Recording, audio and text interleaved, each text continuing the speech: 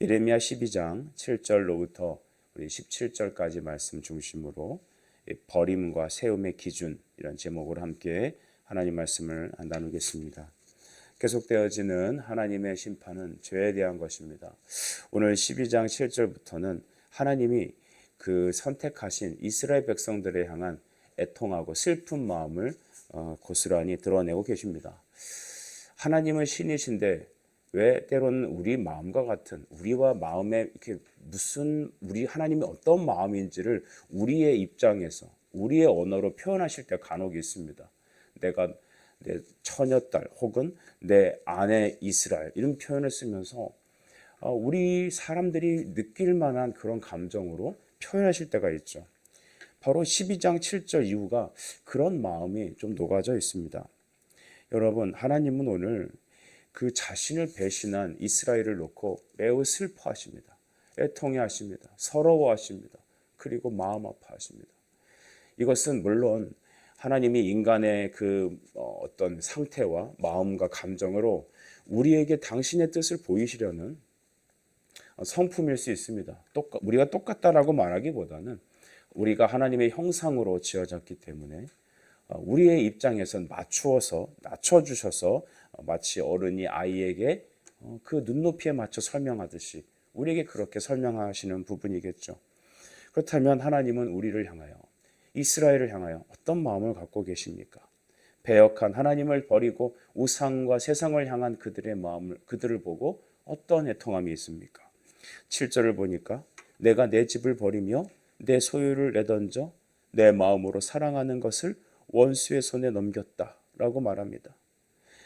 그들의 모습을 보니까 내 소유가 숲속의 사자같이 되어서 나를 향하여 그 소리를 내므로 내가 그를 미워하였음이로다. 하나님은 본디 하나님의 택하신 이스라엘, 특별히 하나님의 교회와 성도들을 미워하지 않습니다. 우리를 죽기까지 사랑하신, 그 아들을 보내시기까지 사랑하신 분이시죠. 그런데 우리가 하나님을 떠나서 하나님을 대적하여, 특별히 8절에 보니까 숲에서 오는 사자와 같다는 표현을 쓰시죠. 이 사자가 여러분 어떻습니까? 이 상대를 향하여 소리를 내면서 부르짖으며 맹렬하게 공격하지 않습니까? 이스라엘 백성들이 하나님을 섬기지 않고 하나님께 참된 예배가 아닌 하나님을 떠나 세상의 바알과 우상에게 향하고 하나님을 멸시할 때 그들의 모습이 사자가 맹렬하게 울부짖으며 공격하는 것 같이 하나님을 대적한다는 것입니다. 하나님을 사랑하지 않는 것은 하나님을 대적하는 것이죠. 하나님을 믿고 그를 가까이 하지 않는 것은 마치 하나님을 미워하고 하나님의 가슴에 못을 받는 것과 같습니다. 야고보서 4장 8절은 이렇게 말합니다. 하나님을 가까이 하라. 그리하면 너희를 가까이 하시리라. 죄인들아 손을 깨끗이 하라. 두 마음을 품은 자들아 마음을 성결하게 하라. 여러분, 하나님이 기뻐하시는 것, 하나님을 사랑한다 하는 것은 하나님을 가까이 하는 것이죠. 하나님을 가까이 하기 위해서는 우리의 마음이 그렇지 깨끗해져야겠습니다. 주님을 사랑하는 마음이 있어야겠습니다. 말씀을 순종하고 싶은 우리 안에 일어나는 열정이 있어야겠습니다. 여러분, 이것은 우리의 결단과 결심, 노력으로 결코 되지 않습니다. 은혜를 받아야 합니다. 그래서 결국 하나님 앞에 말씀으로 나아가면 기도와 말씀으로 우리 마음을 깨끗게 하시는 하나님의 은혜가 있죠. 다른 것으로는 아닙니다. 하나님 앞에 기도하며 그의 말씀을 청종하는 것, 듣는 것, 그것이 시작입니다. 그러나 이스라엘 백성들은 그렇지 않았습니다. 세상의 우상이 하나님을 대신하고 그들 자신 사랑이 하나님 사랑하는 것을 대변하였습니다.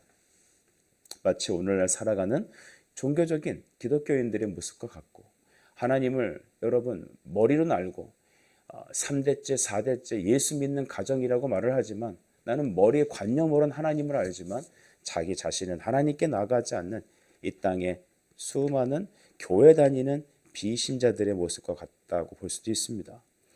여러분, 그들을 보면서 하나님은 어떤 애통함이 있습니까? 9절에 보니까 내 소유가 내게 대하여는, 9절인데요, 문이 있는 매가 아니냐, 매들이 그것을 애워싸지 않느냐라고 말합니다.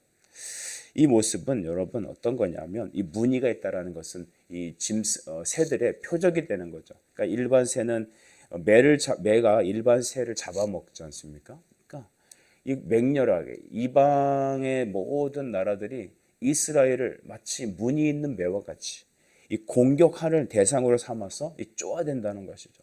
결국 이스라엘은 아수르에서 북이스라엘이 멸망하고 남유다가 여러분 결국 바벨론에 의해서 처참하게 깨지고 나라가 잃어버리지 않습니까? 무려 70년간 그 나라는 흔적도 없이 사라졌었습니다.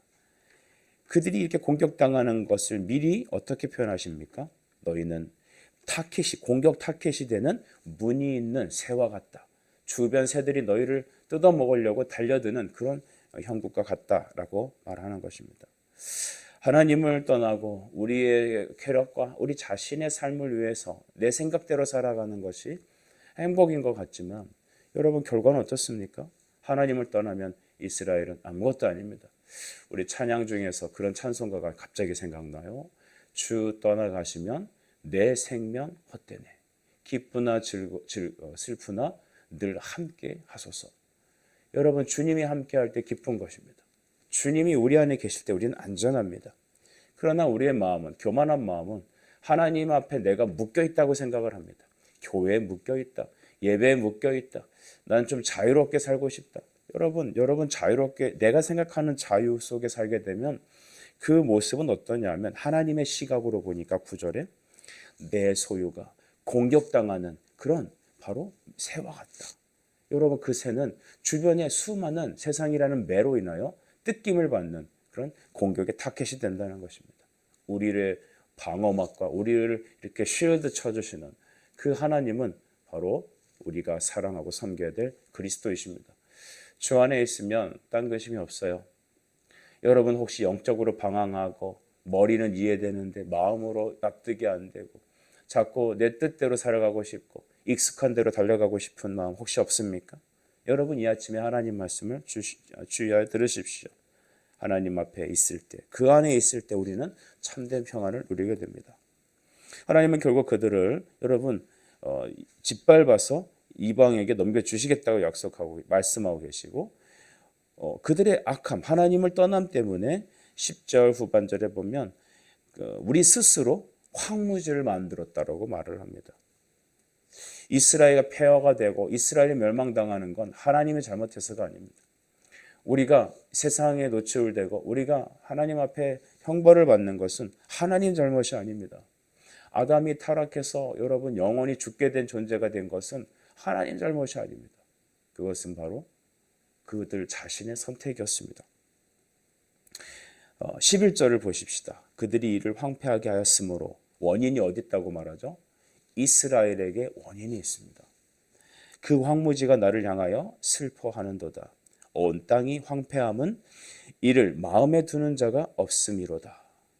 오늘 선지자는 하나님의 마음으로 아버지 하나님의 마음으로 세상을 보고 주님이 주시는 시각으로 그들 각 사람을 바라보니 말씀을 대고 비추어 보니까 그들이 황폐하게 되었고 그 원인이 바로 하나님을 떠난 이스라엘에게 있다라고 말하는 것입니다. 하나님 정말 슬퍼하시는 이유가 무엇입니까? 하나님의 슬픔이 선지자의 마음에 통과되어서 애통해하고 견딜 수 없는 고통을 받는 마음의 아픔을 갖고 있는 이유는 이 땅에 있는 모든 사람들이 하나님께 마음을 두는 사람이 없기 때문이었습니다. 여러분의 마음이 주님께 계시는지 점검하십시오. 여러분의 마음이 세상에 가 있지 않습니까? 여러분의 마음이 사람들이 말하는 그 말에 가 있지 않습니까?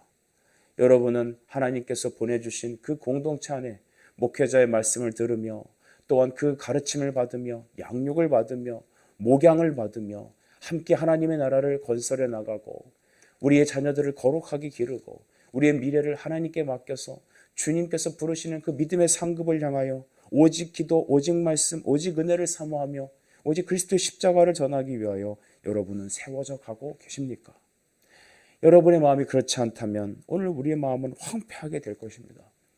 우리의 인생은 여러 번 연단을 받을 겁니다. 기억해야 될 것은 하나님은 이스라엘을 택한 이스라엘을 버리지 않으십니다. 하나님의 은사가 후회함이 없으신 것처럼 말이죠. 그러나 우리가 하나님께 마음을 두지 않게 되면 우리의 환경은 우리의 삶은 황폐하게 될 것입니다. 여러분의 바라보는 시각이 우리가 듣는 귀가 우리가 살아가는 모든 삶의 바탕이 마치 황무지와 같이 황폐하게 되었지 않았습니까? 물이 없고 풀이 자라지 않고 건물은 무너져 있고 삶이 뒤집박죽 엉망진창이지 않습니까? 혹시 이 원인이 어디 있는지 여러분이 점검하시려거든 내 마음이 하나님으로부터 멀어졌는지를 점검하십시오. 하나님께 내 마음을 두고 있는지, 나의 목표와 시각이 오직 그리스도께 집중되어 있는지를 점검하십시오. 이것이 가장 빠른 길입니다. 어제 우리 예배를 드렸는데 우리 주일학교 학생들이 또 우리 중고등부 학생들이 말씀을 너무 잘 듣더라고요. 여러분 성인 예배가 그렇게 좋기만 하지 않겠죠. 아이들은 율동하고 찬양을 재미있는 레크레이션하고 이런 거 좋아하겠죠. 그런데 하나님 말씀을 정말 송이꿀처럼 달게 받아들이고 어린 아이라도 초등학교 아직 입학도 안 했는데도 정말 하나님 말씀을 정말 열심히 듣고 함께 기쁘게 찬양하고 같이 기도하고 심지어 제가 오후 예배는 한 5분인가 15분인가 15분이네요. 15분까지 늦게까지 하게 됐는데도 어떤 학생이 이렇게 얘기해요. 목사님 벌써 끝났어요? 야, 여러분 그거 참 감동이 왔어요. 제가 설교를 잘해서가 아니라 그들의 마음에 하나님의 은혜가 있기 때문입니다. 여러분 이것으로 기뻐해야 합니다. 여러분 우리 아이들은 날마다 시냇가의 푸른 나무처럼 푸르게 잘 자라날 것입니다. 이것을 위해서 우리 부모님들 잘 명심해 주시겠습니까? 여러분의 마음이 하나님께 있으셔야 합니다. 여러분 영적으로 방황하지 말으셔야 돼요. 하나님의 말씀을 듣고 그의 인도하심에 따라 부모가 먼저 시냇가에 심겨진 나무처럼 바람이 불어도 흔들리지 않고 바람에 나는 겨와 같이 이 사람이 이렇게 말하면 저리 가 있고 저 환경이 이렇게 되면 일로 피하고 여러분 어느 때까지 그러겠어요? 여러분 나이가 몇이십니까? 바람에 나는 겨와 같이 이리 왔다 갔다 하면 안 돼요. 오늘 주님께서 주시는 말씀의 시냇가에 딱 뿌리를 내리고 우리의 마음을 하나님께 두십시오. 그리하면 그가 여러분에게 풍성한 열매를 30배, 60배, 100배 열매로 거두게 할 것입니다. 이제는 여러분 14절 이후부터는 하나님께서 다시 버림받은 이스라엘을 어떻게 다시 세우실지에 대해서 말씀하십니다. 14절입니다. 내가 내 백성 이스라엘에게 기업으로 준 소유의 손을 대는 나의 모든 악한 이웃에 대하여 여호와께서 이와 같이 말씀하셨다. 보라, 내가 그들을 그 땅에서 뽑아내겠고. 여러분, 하나님은 이스라엘을 어떻게 표현하시냐면 내 백성이라고 말씀하십니다. 하나님이 선택한 백성은 결코 버리지 않으십니다. 연단이 있고 여러분 채찍이 있고 매맞음이 있습니다. 황폐하여서 멸망한 것 같이 보일지라도 하나님 여러분을 한 번도 버리시지 않습니다. 하나님은 선택한 당신의 자녀를 여러분 깨뜨리셔서 다시 빚어 쓰십니다. 그 고통이 매우 만만치 않죠. 그래서 제일 지혜로운 사람은 말씀을 듣고 돌이키는 거예요. 빨리 돌이키는 거예요. 그런데 여러분 우리의 마음은 교만하여 하나님 앞에 매를 맞아도 우리는 쉽게 돌이키지 않죠. 그러나 하나님은 택하시지 않은 이방 백성들을 반드시 매로 치신다 합니다. 여기 모든 악한 이웃이라고 써 있죠. 그들을 뽑아내시겠다. 이스라엘에게서 뽑아내시겠다. 암을 잘라서 버리듯이 우리 안에 있는 여러 가지 영적인 더러운 잡초들을 뿌리째 뽑아내듯이 하나님께서 하신다는 것입니다. 그래서 하나님은 하나님께서 구원하시고 부흥하게 하시는 민족과 나라와 그 다음 교회와 성도들을 그 안에 있는 죄와 그 악한 습성에서 뽑아내셔서 그들을 괴롭히는 모든 환경적 요인을 뽑아내셔서 그들을 다시 살리시고 회복해 하십니다. 여러분 이것이 하나님의 택하신 은혜입니다. 내버려둔 백성은 이방 백성이야. 그들은 유기된 백성이라고 하죠. 유기는 일부러 지옥 가도록 그냥 매우 치는 게 아니라 그냥 그대로 살도록 내버려두는 겁니다. 이게 중요하죠. 여러분 하나님의 선택과 하나님의 내버려 두심의 은혜가 있습니다. 내버려 두는 사람은 자기 소견에 오른 대로 자기 욕심대로 살도록 그냥 놔두는 거예요. 그러나 하나님이 택하신 백성들은 하나님이 그의 인생 속에 개입하십니다. 하나님은 그들의 삶을 주관하십니다. 잘 들어보실래요? 여러분 왜 어떤 사람은 자기 마음대로 막 살고 어떤 사람은 하나님도 안 믿고 심지어 어떤 사람은 교회를 다녀도 그냥 자기 속에 오는 대로 내버려 두는데 왜 나는 이렇게 조금만 뭘 이렇게 마음만 잘못 먹어도 하나님이 개입하시고 내 환경을 막 뒤집어 놓으시고 막 나를 황폐하게 만드실까? 때로는 좀 불만 섞인 이제 마음이 가슴 안에서 이렇게 솟아오를 때 있잖아요. 왜 하나님 나는 이렇게 자꾸 인생에 개입하십니까? 좀 적당히 내버려 두시지. 근데 하나님이 여러분에게 우리에게 그렇게 하는 거요. 우리를 택하신 은혜에 있다는 것입니다. 너는 내 자식이다. 나는 너와 결혼했단다. 나는 너를 결코 포기하지 않는다. 너를 꼭 바꿔놓겠다. 이 하나님의 놀라운 선택에 우리는 때로는 말씀을 통하여 감격하고 다시 돌이키고 회개하고 우리의 마음을 다시 그리스도께 집중하게 되는 계기가 될 것입니다. 여러분, 우리 교회 성도들이 이런 은혜 있기를 바랍니다. 하나님은 바벨론을 뽑아보시고 15절에 내가 그들을 뽑아낸 후에 내가 돌이켜 그들을 불쌍히 여겨서 각 사람을 그들의 기업으로 각 사람을 그 땅으로 다시 인도하리니. 아멘. 하나님은 이스라엘이 멸망했지만 다시 70년의 회개 기간을 통하여 다시 예루살렘으로 보내요. 성전을 짓고 성벽을 쌓고 다시 여러분 율법을 선포하고 예배를 시작하게 하시겠다. 주님은 이렇게 약속하시는 겁니다. 여러분, 그래서 이방 백성들도 바알로 맹세한 것 거쳐야 내 백성 가운데서 세움을 입을 것이다. 하나님께서 얼마나 이렇게 은혜롭게 말씀하십니까? 여러분, 우리 말씀을 다시 쭉 정리해 볼까요? 이스라엘의 잘못된 것은 하나님의 택함을 받은 백성들이 도리어 하나님께 대들고 하나님을 거역하고 하나님을 버렸기 때문에 하나님은 그들을 여러분 뭐라 하십니까? 그들이 버림받아서 내쳐지게 되고 나를 떠났기 때문에 주변에 있는 모든 나라들의 타켓이 되고 쪼아 먹게 되는 표적이 되었다. 그 모습을 하나님은 애통해 하십니다. 우리가 하나님께부터 마음이 떠나 세상으로 가게 되면 그것은 바로 황폐하게 된다. 11절 말씀처럼 황무지가 되고 황폐하게 된다는 것입니다. 여러분의 삶이 곤고하고 우리가 하나님의 은혜로 기뻐한 삶이 없다면 여러분, 우리는 점검해야 합니다. 우리가 하나님께 마음을 두지 않고 있다는 겁니다. 주님을 향하여 날아오르지 않기 때문이죠. 날개가 있어도 날지 못하는 이유는 우리가 땅을 보기 때문입니다. 비상하려면 주님을 향하여 전진하고 시선을 하늘로 두셔야죠. 땅에 시선을 두면 날개가 있어도 나르지 못할 것입니다. 그러나 하나님은 우리를 다시 세우시기 위해 어떤 방법을 하시냐? 우리를 택하신 하나님은 이방에 있는 세상에 있는 모든 것들을 우리 안에 있는 죄와 세상에 우리를 괴롭히는 모든 어둠의 세력들을 뽑아내시겠다고 하십니다. 우리를 다시 회개하게 하셔서 우리의 시선을 다시 주께로 모으게 하신 후에 우리 안에 있는 모든 더러운 것들을 이방을 뽑아내시겠다 하십니다. 주여, 하나님의 말씀처럼 오늘도 우리에게 이렇게 행하여 주시옵소서. 주님은 긍휼히 여길 자를 긍휼히 여기시고 그 받으시는 자녀를 기뻐하셔서 돌이키십니다.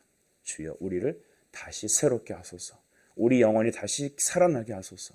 주님께 우리의 마음이 집중되게 하시고 하나님께 마음을 두게 해주십시오. 우리의 마음과 생각이 변화되어서 우리 안에 있는 모든 이방의 것들이 뽑아져 내고 오직 주 예수 그리스도만 바라보는 하나님과 순결한 신부처럼 주님과 연합하는 저와 여러분 되시는 이 아침 되길 간절히 축복합니다. 기도하겠습니다. 주님 감사합니다. 우리를 택하셔서 버리지 아니하시고 황폐된 우리 마음을 다시 살리시는 아버지, 내가 광야에 샘을 주고 길을 내고 사막에 샘을 주는 이유는 내 백성을 걷게 하고 마시게 하심이다라는 그 이사야 말씀을 기억합니다. 주여, 우리는 주의 백성이고 주를 예배하고 영화롭게 하기 위해 만들어졌으니 우리 마음을 그리스도께, 우리 안에 있는 이방을 뽑아내어 주시옵소서. 예수님의 이름으로 기도드립니다. 아멘.